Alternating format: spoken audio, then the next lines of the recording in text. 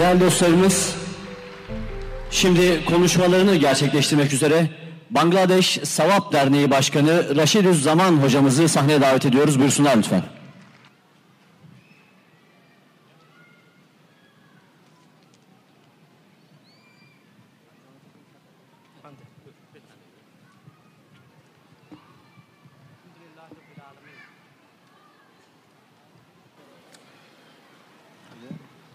আমি শেখ মোহাম্মদ রাশিদুজ্জামান, চেয়ারম্যান সওয়াব বাংলাদেশ,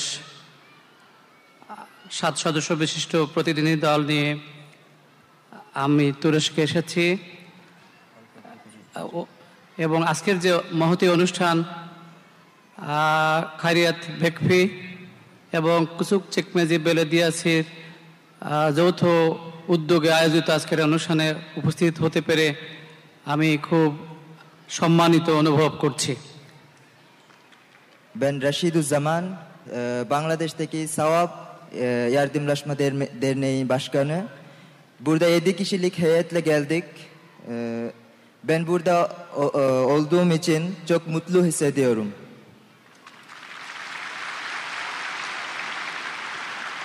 আজকের অনুষ্ঠানের যে শিরোনাম এবং বিষয়বস্তু, A life devoted to Quran, খুবই গুরুত্বপূর্ণ এবং তাৎপর্যময় একটা শিরোনামে আজকের অনুষ্ঠান অনুষ্ঠিত হতে যাচ্ছে। Bugünkü programın başlığı Kur'an'a adanan umur. Bu başlığı aslında çok kıymetli bir başlığıdır ve bu zamanın istediği bir başlığıdır. আজকের এই মহতী অনুষ্ঠানে উপস্থিত hতে পেরে আমি আবার সম্মানিত অনুভব করছি। Bu programına katılabildiğim için Allah'a şükürler ediyorum. Çok mutlu hissediyorum. আজকে যে শিরোনামে আজকের অনুষ্ঠান অনুষ্ঠিত হচ্ছে, কোরআন বিষয়ক জীবন, একটা কোরআনের প্রতি নিবেদিত একটি জীবন, এই বিষয়টি সময়ের দাবি। বর্তমান সংঘাতময় বিশ্বের সকল মানুষের সমস্যার সমাধান দিতে পারে আল কোরআন। Bugünkü programın başlığı çok manu ve bu zamanın isteğidir. Çünkü bu yalan ve çirkin işleri dolu dünyanın insanlara başarı, barış ve ilerleme getirebilecek yalnız ve yalnız Kur'an'dır. বর্তমান শতাব্দীর মুজাদ্দিদ ইমাম বদিউজ্জামান নুরসি কোরআনকে কেন্দ্র করে কোরআন ভিত্তিক যে মহাগ্রন্থ রচনা করেছেন রিসালে নূর, এটার মাধ্যমে কোরআনের আলোকে বিশ্বব্যাপী উনি ছড়িয়ে দিয়েছেন। Bu asrın mücaddidi İmam Bediüzzaman Seyyid Nursi, Kur'an'ı hayatına yaşamasıyla dünyadaki bütün insanlara tam bir rol model olmuştur. Ve dünyanın her bir tarafa bunu yayılması için çalışmıştır. কোরআনের এই খেদমত করতে গিয়ে ইমাম বদিউজ্জামান নুরসি তার জীবনকে উৎসর্গ করেছেন আল্লাহর পথে এবং অনেক বাধা বিপত্তি অতিক্রম করে তিনি এই কাজকে এগিয়ে নিয়েছেন জীবনকে বাজি রেখে। Tüm engellerle rağmen kendi hayatını tehlikeye atarak Risale-i Nur 600 sayfalık Risale-i Nur yazmıştır ve kendi hayatını tehlikeye atmıştır. ইহকালীন এবং পরকালীন জীবনের সার্থকতা এবং সাফল্য তুলে ধরেছেন এর মাধ্যমে। Bu Risale-i Nur yazarak bu dünyadaki hayatını hem ahiretteki hayatını herkese nasıl olduğunu gösterdi. 6000 পৃষ্ঠার রিসালে নূরের মাধ্যমে তিনি আমাদের জীবনের সব সমস্যার সুন্দর সমাধান এবং দিক নির্দেশনা দিয়েছেন। Kur'an ve aynı zamanda yani sıra Risale-i Nur bizim hayatımızın bütün problemlere kaldırabilir yani. আমরা বাংলাদেশের প্রতিনিধি দল আপনাদের দাওয়াতে এসে অত্যন্ত ধন্য মনে করছি এবং আমরা স্পার্টা ভিজিট করেছি এবং ইমাম বদিউজ্জামানের কর্মময় জীবন সম্পর্কে আলোচনা শুনেছি। তার নিজের এলাকা আনাতোলিয়ার বার্লা এবং আরও অন্যান্য গুরুত্বপূর্ণ এলাকা আমরা ভ্রমণের maddame অনেক জ্ঞান অর্জন করেছি। Biz burada 7 kişilik bir heyetle geldik. Isparta, Barla, Antalya gibi şehirlere gezdik. Özellikle Barla'da hocamızın yaşadığı ev ve makamlara ziyaret ettik.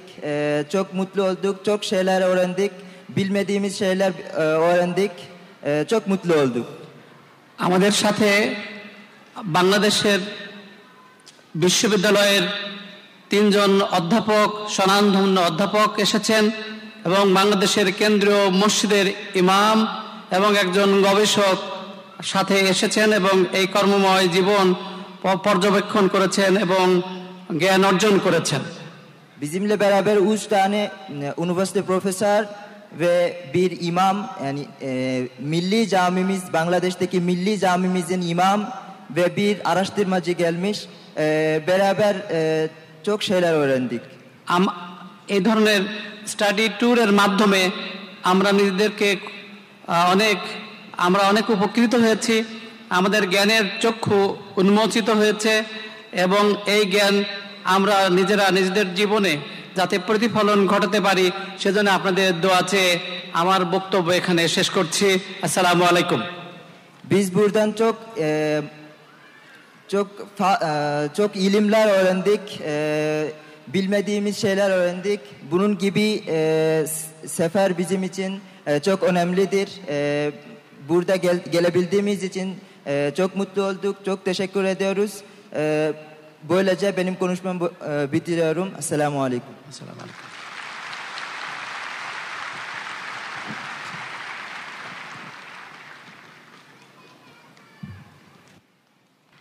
Efendim şimdi de bugün aramızda bulunamayan ancak telgraflarıyla bizleri mutlu eden değerli büyüklerimizin, dostlarımızın isimlerini anons etmek istiyorum. Sayın Doktor Selim Temurci, AK Parti İstanbul İl Başkanı, Sayın İsmail Erdem, Sancaktepe Belediye Başkanı, Sayın Mustafa Demir, Fatih Belediye Başkanı, Sayın Ahmet Misbah Demircan, Beyoğlu Belediye Başkanı, Sayın Doktor Şadi Yazıcı, Tuzla Belediye Başkanı, Sayın Doktor Kadir Topbaş, İstanbul Büyükşehir Belediye Başkanı, Sayın Profesör Doktor Mehmet Görmez, Diyanet İşleri Başkanı, Sayın Ayşe Keşir, Aile Bütünlüğünün Korunması Araştırma Komisyonu Başkanı, AK Parti Düzce Milletvekili, Sayın Profesör Doktor Mustafa Şentop, AK Parti İstanbul Milletvekili ve Anayasa Komisyonu Başkanı, bir mefkure insanı olan merhum Said Nursi'yi anma programına yaptığınız davet için teşekkür ediyorum. Hayatınızın ışığı, İslam'ın anlaşılıp yaşanmasına yol göstericilik ve aydınlatıcılık görevini üstlenen merhum Said Nursi'yi anma töreninin Müslümanlar arasındaki ihtilafların kaynağını anlamak için fırsat teşkil ettiğini düşünüyorum. Çile ile geçen ömrüne sığdırdığı eserleriyle aramızda ebediyete kadar yaşayacak olan Said Nursi'yi rahmetle anıyor. Tüm katılımcılara selam ve sevgilerimi iletiyorum. İsmail Kahraman, Türkiye Büyük Millet Meclisi Başkanı.